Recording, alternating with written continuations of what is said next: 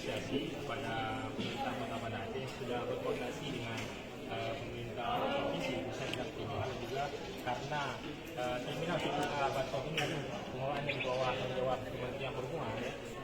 Artinya sudah ada upaya langkah untuk mengantisipasi menyebarnya COVID-19 di Kota Banda Aceh. Dan ini merupakan salah satu juga yang kita minta kepada penduduk Banda Aceh untuk mengantisipasi pintu-pintu masuk ke Kota Banda Aceh, salah satunya di Jalur Darat, di mana bus-bus yang datang dari Sumatera Utara ke Banda Aceh itu transitnya di sini, di Terminal Batok ini.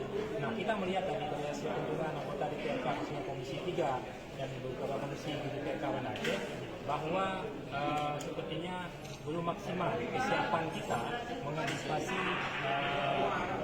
penyebaran COVID-19. Di antaranya misalnya dari setiap malamnya itu ada 43 bus yang berangkat dari Terminal Batok menuju ke Sumatera Utara. Begitu sebaliknya setiap pagi ada datang puluhan bus dari Sumatera Utara ke Banda Aceh, tapi kita hanya memiliki satu alat pendeteksi suhu tubuh.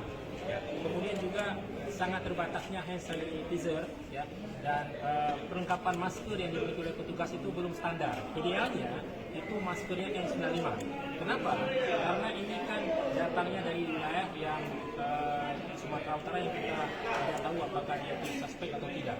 Oleh karena itu, kami meminta kepada pemerintah Kota Banda Aceh melalui Dinas Perhubungan Kota untuk segera melakukan antisipasi dan langkah koordinasi dengan pemerintah provinsi yang nantinya diteruskan kepada Kementerian Perhubungan bagaimana agar terminal tipe A ini yang domisilinya di wilayah Banda Aceh benar-benar siap, dan diharapkan setiap bus yang datang itu perlu disemprot dengan disinfektan. Kita berharap ini segera dilakukan karena ini merupakan pintu masuk dari darat ke kota Banda Aceh. Oke.